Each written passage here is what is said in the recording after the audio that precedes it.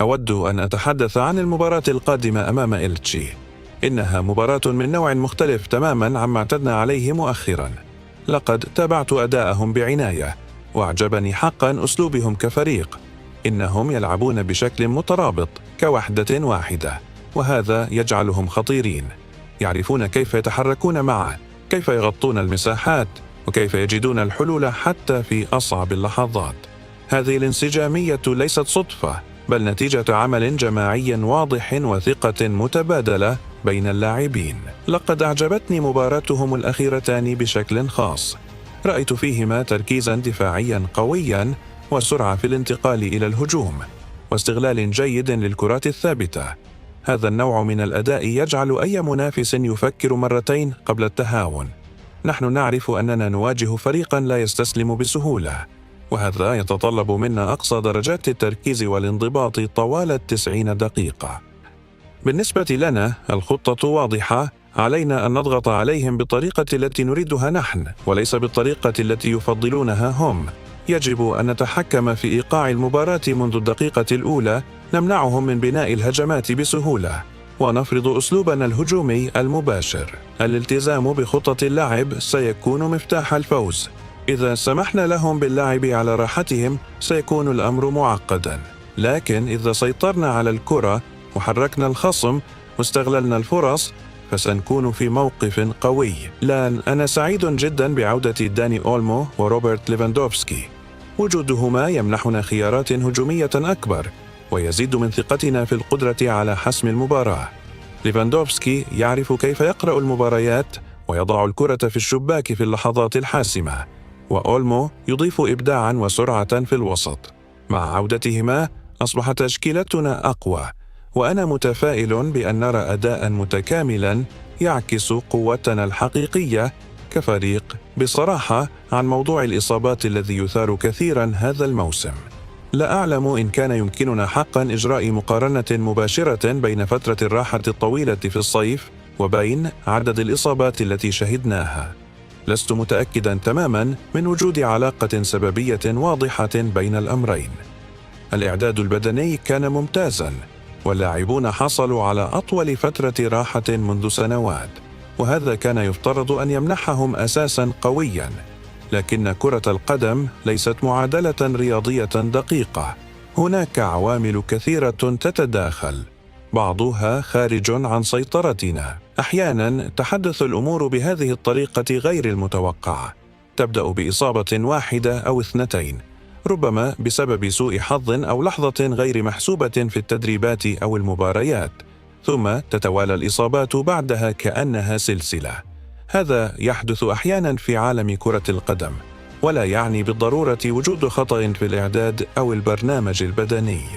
قد يكون الأمر مرتبطا بكثافة الجدول، أو بضغط المباريات المتتالية، أو حتى بطبيعة الملاعب والظروف الجوية. لكننا لا نستطيع أن نعلق كل شيء على فترة الراحة الطويلة وحدها. علينا أن نتقبل هذه التحديات كجزء من الرحلة.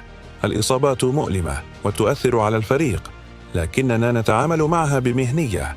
لدينا طاقم طبي ممتاز وبرامج تأهيل دقيقة، ونعمل يوميا على تقليل المخاطر قدر الإمكان. والأهم أننا الآن في شهر نوفمبر، وما زال أمامنا طريق طويل جدا حتى نهاية الموسم. لا يزال هناك الكثير من النقاط والكثير من الفرص للتعويض والتألق، لذلك لسنا قلقين بشأن هذا الأمر. نحن نركز على الحاضر، على كل مباراة على حدة، وعلى عودة اللاعبين المصابين بأقوى حالاتهم. الفريق لديه عمق ولديه روح قتالية، وهذا ما سيحدد مسارنا في النهاية.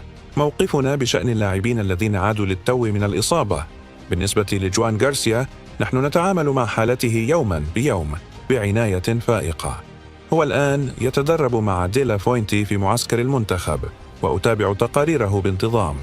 يبدو في حالة جيدة جدا، يتحرك بثقة ويسير في الطريق الصحيح تماما. لكننا لا نريد التسرع، كل شيء يتقدم كما خططنا، ولا داعي للضغط عليه الآن. سنرى كيف يتطور الأمر خلال الأيام القليلة القادمة، وبناء على ذلك سنقرر إن كان جاهزا للدخول في قائمة مباراة بيروج وفيغو.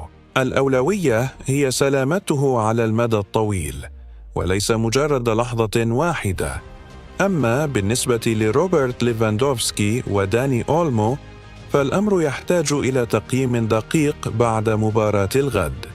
سنرى غداً كم دقيقة يستطيعان اللعب وكيف يتكيف جسداهما مع الإيقاع التنافسي بعد غياب طويل. هل سيشعران بالراحة؟ هل ستظهر أي علامات إجهاد؟ كل هذه التفاصيل ستحدد قرارنا. لا يمكنني الآن أن أؤكد أنهما سيبدأان أساسيين في بروج أو فيغو، لأن ذلك يعتمد على استجابة أجسادهما في المباراة الأولى. لكن ما أستطيع قوله هو أننا سنكون حذرين، ذكيين، وسنضع مصلحة اللاعبين والفريق في المقام الأول. إذا كانا جاهزين بدنياً وفنياً فسيحصلان على دورهما، وإذا احتاج الأمر إلى مزيد من الوقت فسنمنحهما إياه دون تردد. الهدف هو أن يكونا في أفضل حالاتهما عندما يحين الوقت الحاسم في الموسم. لامين يامال، هذا الموهبة الاستثنائية التي تسلط عليها الأضواء من كل مكان. لم أتحدث كثيرا إعلاميا قبل الكلاسيكو أو بعده، لأن تركيزي كان ولا يزال على الملعب وعلى الفريق بأكمله. لكن بالنسبة للاعب شاب مثله يعيش تحت ضغط هائل، فإن دوري كمدرب يتجاوز التكتيكات والتشكيلات. إنه يتعلق ببناء شخصيته وحماية موهبته ومساعدته على النمو بالثبات. نحن نتكلم معه كل يوم ونتعامل معه بطريقة طبيعية تماما كأي لاعب آخر في الفريق. لا نضعه على قاعدة من ذهب ولا نجعله يشعر أنه مختلف عن البقية. أعتقد أن بيننا صراحة متبادلة حقيقية. هو صريح معي، يخبرني بما يشعر به، بما يحتاجه، بما يقلقه، وأنا بدوري أكون صريحا معه. أمدحه عندما يستحق، أنتقده عندما يخطئ، أوجهه عندما يحتاج إلى توجيه. هذه الثقة المباشرة هي أفضل طريقة للتعامل مع لاعب في سنه. لا كذب، لا مجاملات زائفة، فقط الحقيقة بأسلوب هادئ وداعم.